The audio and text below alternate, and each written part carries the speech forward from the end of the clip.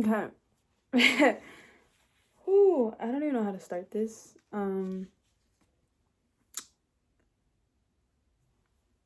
So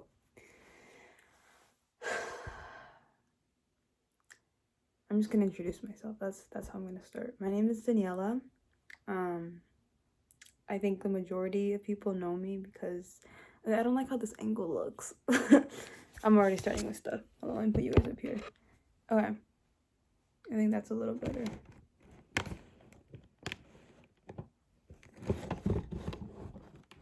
Bro.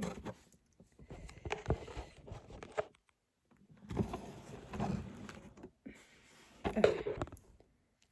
So, my name is Daniela. I am 20 years old. I'm a college student. And this is my testimony. I've been wanting to record my testimony for some time now. And literally today, like every single day since my testimony, I've been on fire for God, and I've been every day like loving God more and more. And today was just like like the devil was literally reminding me of who I was before God, before finding God. And it was just like such a spiritual and mental battle that I was having right now when I was trying to pray to him or worship him. And I just had to talk to God and be like, God, I love you. Like, I'm so happy you took me out of that place that I was in. And now, like, I don't, like, help me, literally, because, like, I don't know what to do. Like, it was, like, this mental battle that I was having. It was, like, this, my old habits, my old self was, like, coming back, you know, the laziness, um, just the insecure thoughts were coming back, and it was just crazy. But I've been wanting to record my testimony and just tell you guys about my life and what God has done for me. And even if you're not religious, even if maybe you don't know God, you don't care for God, I just encourage you to watch this video regardless, because there's a reason that you're watching this video, and there's a reason that you are staying around for this. So yeah, I'm gonna start from like the beginning of my life. I grew up in a Christian household. So growing up, I went to church every Sunday. Growing up, I would pray every single night. Growing up, I knew there was a God. Like, there was never a doubt in my mind that there wasn't a God, because most of my life was just built around God. Every time we would eat, we would pray. Every time that even I just even remember being a small child, like in elementary school, and praying every single night. And then when I would stop praying, I felt guilty, or when I would stop praying, I felt like things were going bad in my life. Even at that young age that I was in, like I already like felt this conscious of God's presence in my life that was so heavily. And when I kind of stopped being obedient, I saw things that were going bad in my life, even at that young age. So there was never a doubt in my mind that there wasn't a God. And growing up, all of my family were Christian too. We all went to church. And I would literally talk to God. I would literally be like, God, help me now. Like, God, I don't know what to do here. God, like, he was my best friend. And so I grew up with that, as a kid. And then going into not elementary school, going into middle school was kind of the same thing. And it was crazy because going into middle school and then high school, I still called myself a Christian. I still went to church. I still knew God was real. And growing up, like, I always had how do I say it, like a conscious, but like I always had conviction whenever I knew something wasn't Christ-like, or whenever I knew something wasn't a part of God, I guess. So when I saw my peers like cussing, and when I saw my peers listening to this type of music that clearly was glorifying sin instead of God, I knew that it was wrong. Like, I knew that it was bad, and I didn't conform to that. And So I never really conformed to a lot of different things that my other peers were doing, and it was crazy because like middle and high school, I never said a cuss word to any of my friends. And they would always tell me like, why don't you cuss? Like, why don't you do this? Why don't you do that? And I was literally be like, I just don't do it. Like, I'm a Christian. And I just did not care. Like, I was like, this is who I am. Like, why? And it was just like, obviously, it's like very weird. And then I'm trying to sound like, I know someone's gonna probably be like, you sound like a pick me or whatever. But like, I literally, I'm not trying to sound like, oh, like I'm so different. Like, I'm so cool. Like, no, no, no. It was just like, literally, like, I don't know. That's just how, like, it was ingrained in me that, like, what this isn't right. So don't do it. And I felt this deep connection, this deep, relationship with God that I didn't want to disappoint him. And so that's the mentality, and that's how I kind of grew up. And I remember junior year, like I still remember, I still have a picture of this day that I'm going to talk to you guys about. Junior year, I wake up. Mind you, I had been like a happy person like my literally my whole life. If you literally talk to anyone who knew me personally or any of my family members, you know that I'm like loud. I'm like always laughing, like I'm always like cracking jokes. Like I was like literally like always very like happy. And junior year, this day, I literally wake up and I just feel something's wrong. Like I wake up and I'm like, wait, I don't want to go to school. And I know everyone literally wakes up and is like, oh, no, I don't want to go to school. Like, bro, I don't want to go to school. Like, it's like a natural reaction that obviously a kid has. Like, they don't want to go to school. But this was something different. It was like, I don't even like want to get up. Like, I don't want to do anything. And I felt so burnt out. It was like the craziest feeling. And then I was like, I just don't even want to like be here right now. I remember being at school waiting for my first period for like the classroom door to open. I was sitting down and I was like, why do I feel so weird? Like, why do I feel so alone? Why do I feel so empty? Like, why don't I like what is like what's happened? Like, I just don't feel good like at all. Like I couldn't find any good thing about that day. I spent the whole day just feeling sad and empty. Like I couldn't find, even when I was with my friends, I couldn't find one little thing that I was like, oh, like this is fun, or like, oh, like let's talk about this, or it was just so gloomy. It was so ugly. It was an ugly day. And ever since that day, junior year, it was like 2019, I just remember feeling like crap every single day after that. And I didn't know before, but it was depression, right? When you wake up and you're not motivated to do anything, when literally life looks like gray. It looks gray.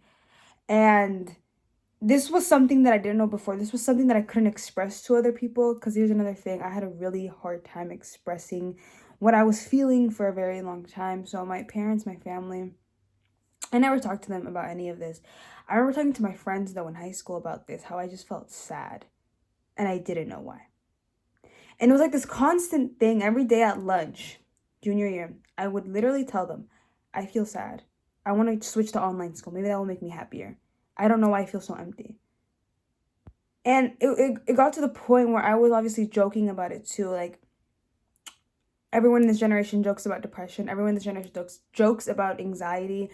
They're like, oh my gosh, I feel so depressed. Like, it was like I was joking about it, but inside I was hurting so much. And I was like, why am I feeling like this? Like, is life gonna get better? Like, is this just like right now, and then maybe like in the future, like something will happen and something will change me? Like, I really wanted to know. And I spent my junior year like that, right? And then COVID hit. And when COVID hit, it was the beginning of something. As we all know, COVID was just terrible for everyone, but because my mental health was already declining, and then COVID hits and you're forced to stay inside your home, I found myself on TikTok a lot, as we all did. And it was crazy because I remember still 2020, I was on Christian TikTok a lot, and I was discovering a lot of Christian TikTokers, and I was getting really inspired, and I was like, wow, like I feel like I haven't been close to God as I used to be. Like, let me get closer to him. So these Christian TikTokers literally kind of gave me that gateway to get closer to God, which I was really appreciative of. So I began getting closer to God again. And then 2021 hits, and we move houses, right? I move away from my hometown. I move to where the rest of my family lives. And that feeling is still there. That feeling of emptiness, of loneliness, of sadness that I can't explain is still inside of me. And I'm like, okay, like what now? I was like, this is something new. Like I moved to a new house, like I'm in a new environment, and I still feel like this. And it was like I was waking up every day looking for something to satisfy me, and I would find it at times, and then it would just disappear, and I would go back to feeling that way. It was like a continuous cycle that would happen. So 2021 hits. I'm still very depressed. I remember I would not want to leave my room at all. Um and I was constantly on my phone, constantly on my phone, constantly on TikTok, constantly on Instagram, constantly on YouTube. I would literally upload 2 to 3 TikToks a day, because I was also so infatuated with the idea of gaining attention and gaining followers. So I found myself posting all these videos for the attention of others and to get more likes, and because I felt this void. Um, I wanted people's attention. I seeked that validation from others, so I would post. And I remember like going into my room and then just like crying, and like I was like, why am I crying? Like I would literally I would get angry at myself, because I was like, why are you so sad? Like you're literally so blessed. Like you have a house to live in. You're able to go like this at this time. I knew I was gonna go to college. I was like applying for colleges. You are gonna be able to go to college soon. Something that people don't have. Like I had already gotten accepted into some colleges, and I was like, you literally can go to college. You have a loving family. Like your parents are together. You have nothing to be sad about. Like why are you crying? Like, and it was just like it was like tears, and it was like this hurting, and like my like people who know like what depression feels like, people who know what anxiety feels like, people who know what that lonesome feels like, understand that it's like your heart, it hurts. It's like this internal pain that you can't describe to anyone else. It's like like physical pain doesn't hurt as much as how your internal and your heart feels like when it's so like broken, and when it feels so invalidated, when it feels so empty, when it feels like no one loves you. Like it literally, it's a crushing feeling inside your heart. And that's what I continue to feel. So I would remember going into my room, bawling my eyes out, and my mom would be like, dinner is ready, and I'd be like, okay, and I'd be like, wipe my tears, wait a few minutes, okay, check my eyes aren't red, okay, and then I would go. I didn't want to let anyone know that I was hurting inside, because if I did, I felt like they would see me as a broken toy. And I didn't want I didn't want them to have that perception of me, because I was always the happy one. Like I was always the one that was laughing. I was always the one that was making other people laugh. Like I didn't want people to know that really I was genuinely hurting inside. Like I didn't even want to tell my parents, like my family, like the people that I was closest to, how empty, how worthless I really felt. I didn't want them to know. So I bottled all of this inside of me for so long. And then when I went to college in August of 2021, that's when life just punched me in the face because I was away from my family for the first time. I was away from everything that I knew for the first time. I was in a new place, I was in a new location, and I thought, now I'm gonna be happy. I thought this is a new fresh start for me. I thought I could be the person, I can change my identity, I can do all of this and I'll be happy, right? I'll satisfy something else and I'll be happy. So I went to college, first year, first semester, and I'm excited. I'm nervous, but I'm mostly excited for this new change. And then as the semester keeps going, my anxiety skyrockets. People who don't understand anxiety or who have never experienced it, anxiety is constantly thinking of what others think about you. So I would wake up, and it was crazy because we were still wearing masks. So I would wake up, put on my mask, go to my class, walk to class.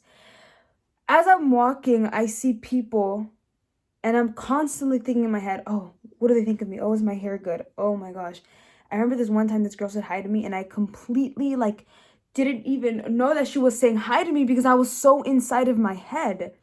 And I felt so bad afterwards, and I was like, why am I like this? And it's constantly putting yourself down, and it's constantly judging yourself because you think others are judging you. It's so tiring. It's so mentally exhausting. And I remember the first year in college, my anxiety was the worst. It was the worst thing ever. I was battling it with it every single day. It was this one class that I had in particular where we would have a quiz like every other week, and I was doing poorly in that class. And throughout high school, throughout middle school, throughout elementary school, I was always a straight A student. Like school was number one in my household. So I seeked, academic validation. And when I saw that I was, plummeting, when I was not doing well in that class, I was placing that class on my own self-worth. How I performed in that class determined my self-worth. So when I saw that I was doing bad in that class, I was like, wow, like I'm a failure. I'm this, I'm that. My parents literally sacrificed everything for me, and I'm over here. It was a constant mental battle that I had within myself. Like, I hated myself. I would look in the mirror and I would pick apart every single thing, and it was like physical and internal too, because I was like, why am I like this? And it's constantly fighting with yourself. When you're in depression and anxiety, it's a constant fight within yourself. And it was this one time I was literally leaving that class that I was performing really badly in, and I just remember my heart was beating. Like, my heart was beating so fast because we had just finished taking a quiz and I performed horribly on it. But my heart was beating so fast walking back to my dorm, and I was like, I can't breathe. I was like, and in my head too, I was like, this is a quiz. Like, why are you so stressed about a quiz? Like, you're so stupid. Like, I was literally telling myself this as I could not breathe. I was like, and then obviously later on I realized that it was a panic attack. I would have really bad panic attacks. I'd have really bad anxiety attacks. And I'm going to my dorm, and I'm trying to calm myself down, right? No one knew that I was going through. And like, I did not want anyone to know about any of this because I felt embarrassed, one. Two, I didn't want them to have that perception of me. And it was pride too. I didn't want to seem weak. So I would go back to my dorm and I would calm myself down. And then I would either start to cry, or I would either just talk to myself. At that time, I was actually talking to God, but I would just talk to myself and be like, why am I feeling like this? When is this going to end? I was so tired. I was so tired of it. And then I remember second semester, first year still, we're still in the first year of college, second semester. Oh, sorry. The second semester of college starts online. So after winter break, they literally tell us to go back online. So I'm like, great. I feel like I'm going to be more depressed in this household than I was in school.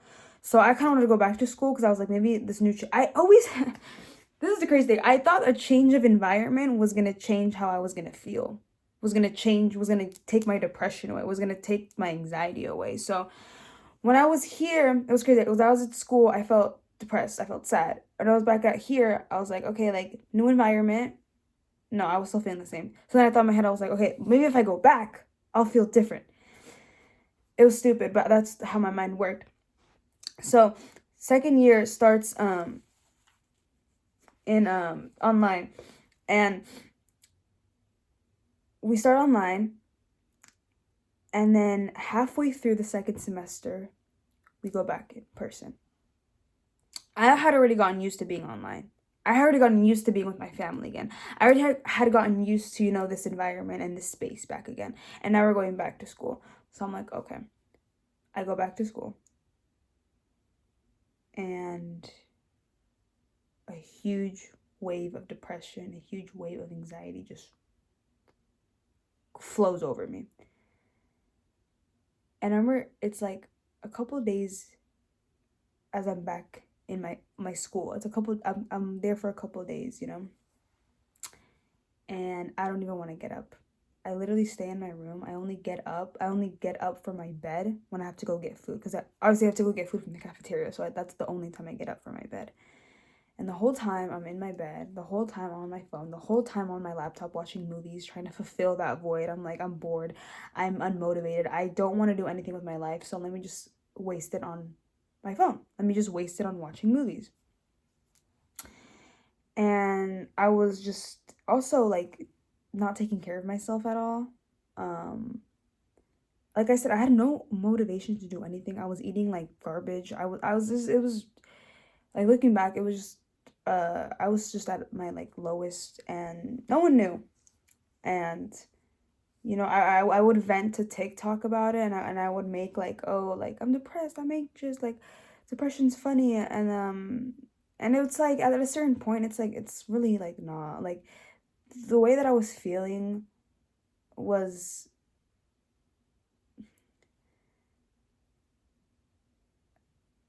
not worthy of anything.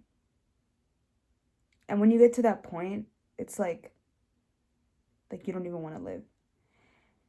And I knew that I wasn't gonna, like, I knew that I wasn't suicidal, but then I also knew that I hated my life.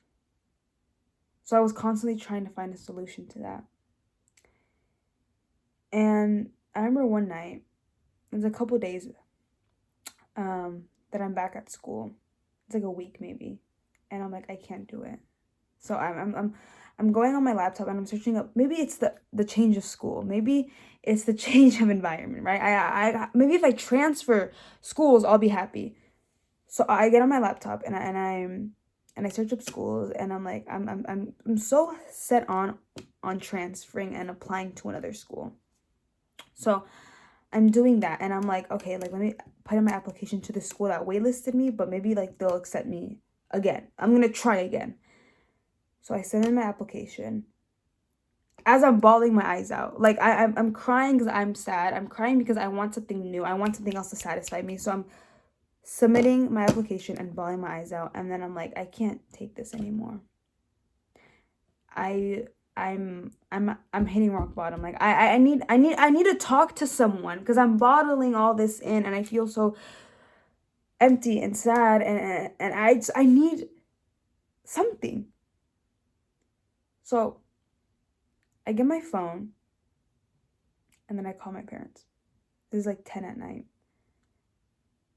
I think I called my sister first, and I'm like, again, I'm bawling my eyes. Like, the way you cry when you feel empty and depressed inside is like no other cry. My eyes were so puffy. My face was so red, like tears were streaming down my face, and I'm calling my sister and she doesn't answer. And I'm like, please, like, I need someone to answer me. Then I call my dad, he doesn't answer. And then I call my mom, and then she finally picks up the phone.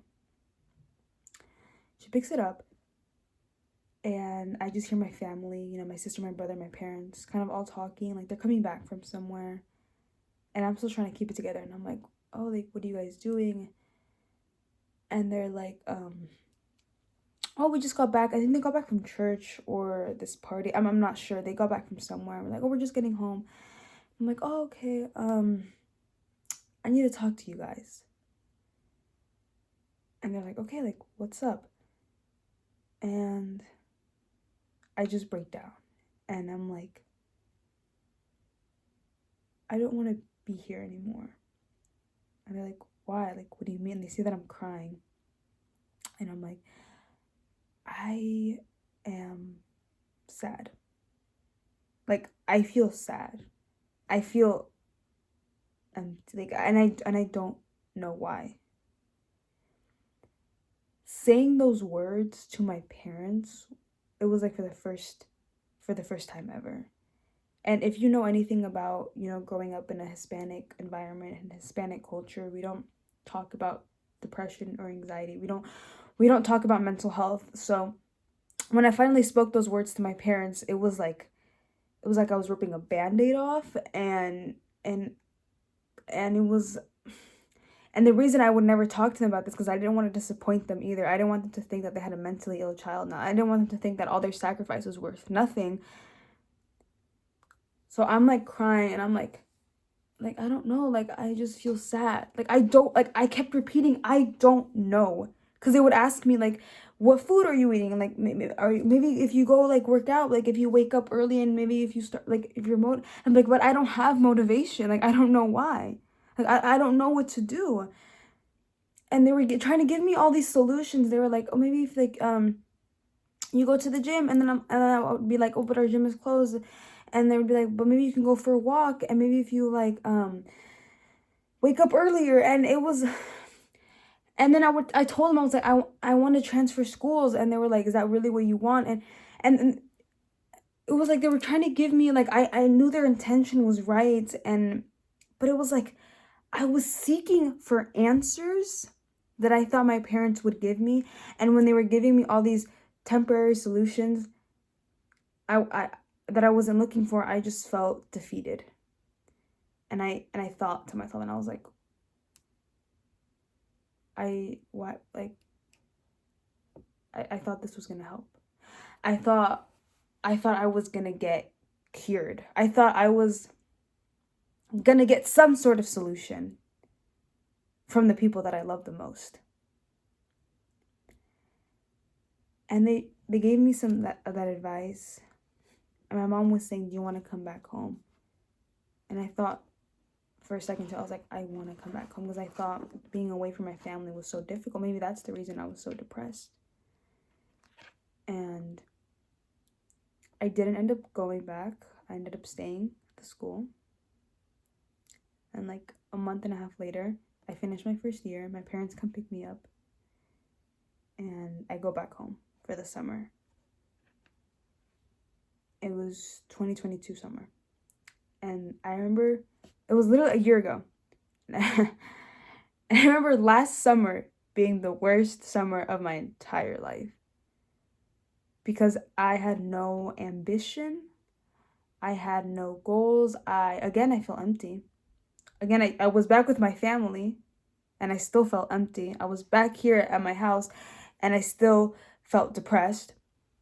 And that whole summer, I didn't work. I telling you, I did nothing because I had no motivation to do anything. So I was still uploading on TikTok, and I thought, hey, maybe I'll try growing my account. Maybe I'll try getting more followers. Maybe like this will be my full-time thing. Like I was really set on building my TikTok account so that could be like my full-time thing.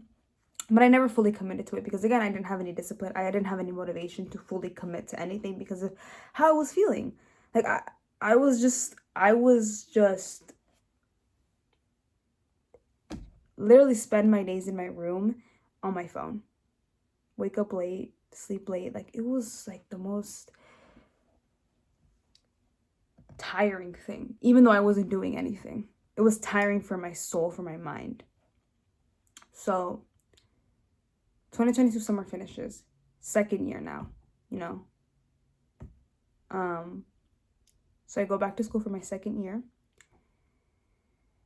And the second year was definitely a lot better than the first, but I found myself being distracted a lot. I am in the sorority in my school, so I was doing, events, and I was focusing on that, and I was focused on my classes, and I was, being more open, and I would talk to more people, and I had more friends. I was more friendly with other people. I was working on people's sets because I do my major is filmmaking, so I was around a lot of people, and I was getting distracted with that. Um, and that lasted for a good while. I was distracted, and I liked what I was doing. And then at some point, I would find myself in the night bawling my eyes out again. Like literally being in my room and crying out. And here's the thing too, I would cry out to God sometimes, and I would be like, God, like, why do I feel like this? Like, why are you making me feel like this? And there were certain times where I would try to open my Bible too, because I had my Bible back in my dorm. And I was like trying to read it, but I was like, I don't feel anything. Like I genuinely don't feel anything. And there was this one night, I think it was the second semester. So it was this year, beginning of this year. And I was like, here's the thing. When I would get sad, when I would get depressed and I'd start crying, I would literally put on music, sad music, to make me cry even more. Because I became not addicted to that feeling, but I found comfort in knowing that I wasn't okay. So I thought, if I'm not okay, I might as well express it even more. So I would put on this music to make me feel like I could just let it all out. But then I would just completely feel like trash afterwards. And there was still that void inside of me that I just couldn't fulfill with anything. So I remember that night that I was just like bawling my eyes. That was the same thing. I was sad, and I didn't know why. And I was like so beat down. And then like I opened my laptop,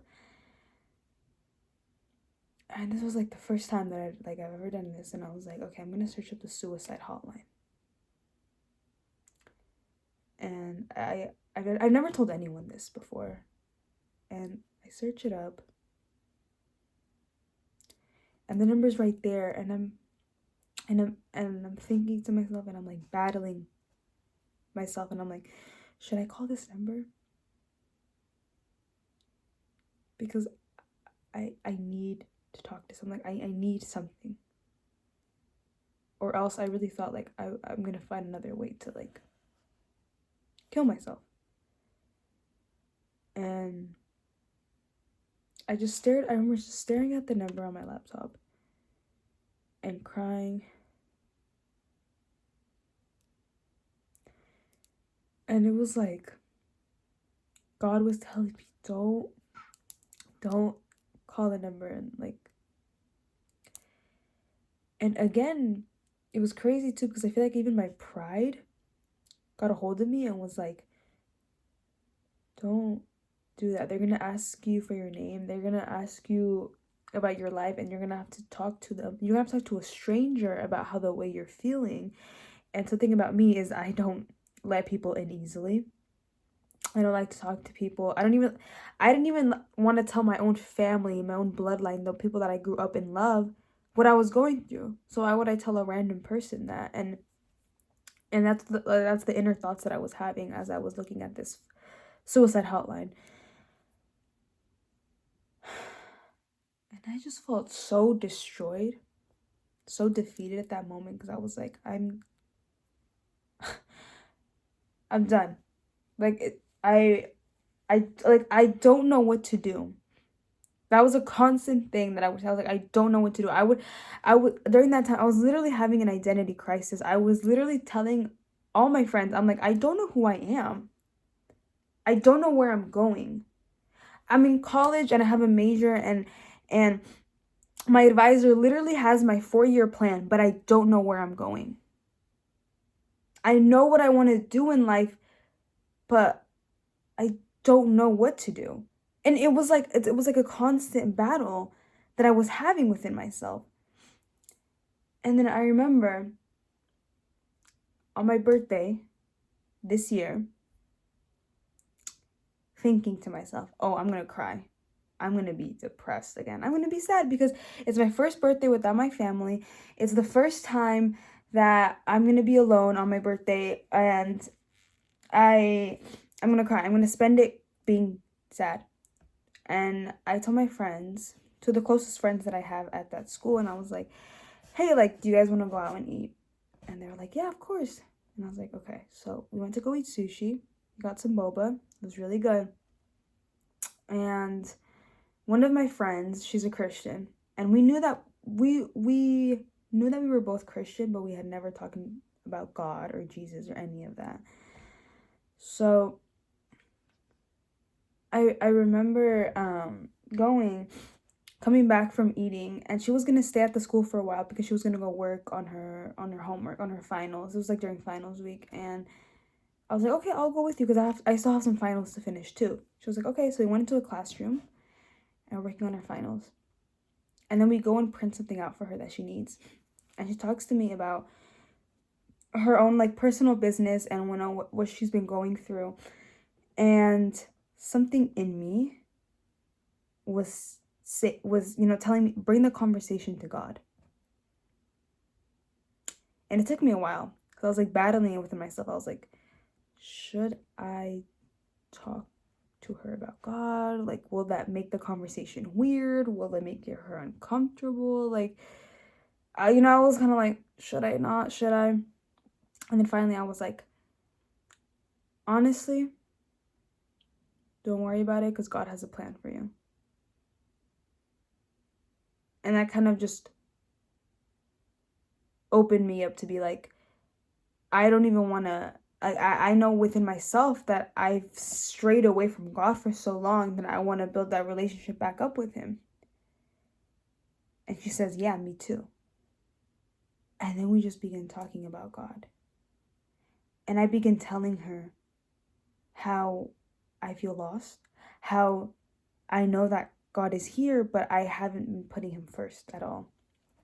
And then we go back to the classroom that we were working with our finals, and she begins putting a sermon on, a preaching. And we're listening to this, and everything that the pastor is saying is literally correlating to what we're going through. And we just look to ourselves and we're like, and then I literally tell her, we're like talking about God.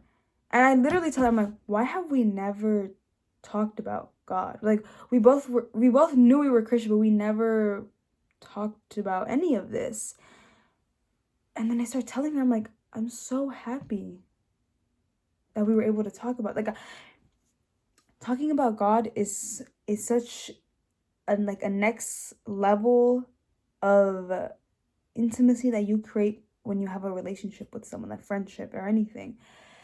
And I remember being so happy, and we like literally talked for like 2 hours, I think. And then I remember her driving me up to my dorm, and we like do a small prayer. And then I walk back to my dorm. And then as I'm walking back, I'm like bawling my eyes out again. But this time it's of joy. It's of like happiness. And like I'm literally like at the hallway, like with my backpack, and I'm like crying and crying and crying. And I'm like, I was so happy. Like I was so happy that I was able to talk to my friend about God.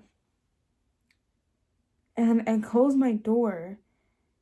And then more tears just start coming out. And I literally lift my hands up and I knee down and I'm like, God, thank you. And then I just start talking to him for like 2 hours straight. And I just start telling him like, I'm so sorry. Because I've left you behind. Like I treated you like you were nothing. I treated you like leftovers. And I start bawling my eyes out, and I'm like, and I'm praying to him, and I'm like, and I'm worshiping him, and I'm like, God, like, thank you, thank you, thank you, because you allowed me to talk to my friend about you've kept me safe for this long, because you are so great, because you love me. And I start telling him I'm sorry. Like, I start repenting, and I say, I'm sorry, I'm sorry, I'm sorry. And it's like for 2 hours straight. Like, I don't remember every single thing that I said, but it was just about repentance, and it was just about saying thank you to God. And tears start streaming down. And I'm talking, and I'm praying, and I'm praying, and I'm praying. And then I opened my eyes, and it was like this weight, this baggage that I had been carrying for so long was like lifted off my shoulders. And I felt so light. I felt so free. And I looked at myself in the mirror, and I just started smiling. Because I know I didn't do anything. I know that God did all the work. Only God can clean you inside. Only God can transform you inside. So I sit on my bed for a while, and I just start thinking, and I'm like, wait, like, I feel good right now. Like, I feel happy. Like, and I was so foreign to that feeling for so long, because for years I felt this void, this tugging in my heart that was saying, you're depressed, you're sad, you're anxious, for so long. And it was like, that was gone. And I remember going to sleep, like the best sleep that I ever had. And then I literally woke up the next day. And instead of feeling how I did literally a day ago, when I didn't want to get up, I was unmotivated, I was happy. I felt joy, like pure joy, like actual joy, not just like satisfaction for a little while, like joy. And I woke up, and I knew my parents were gonna come in like 3 days to come pick me up, and like in 3 days the semester was done. And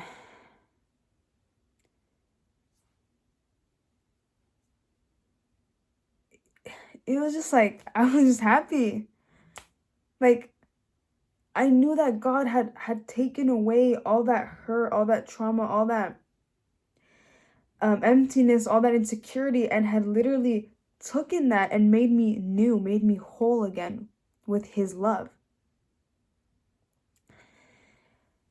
And my parents picked me up, and I literally told them about all of it. I told them what happened on my birthday, how I talked to my friend.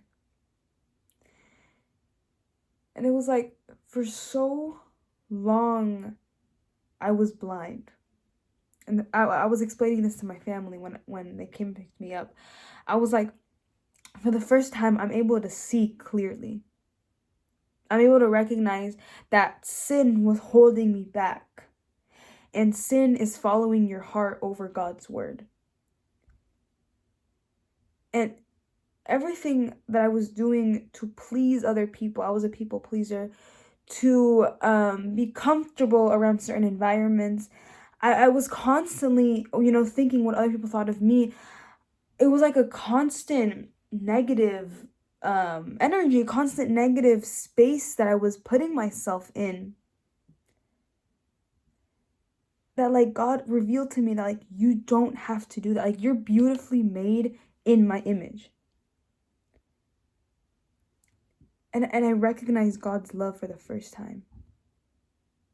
That God's love is eternal. God's love is something you will not find with your family, with your friends, with your significant other. It's something eternal.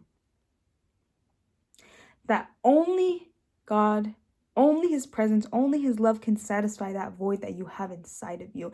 And it took me so long to realize that someone who grew up a Christian, someone who grew up knowing God, someone who grew up, loving God, that I strayed away from him for so long, but he was there with his hand. He was literally there with his hand extended, with, like, for so long, all I had to do was grab it. And then ever since then, I've been on fire for God.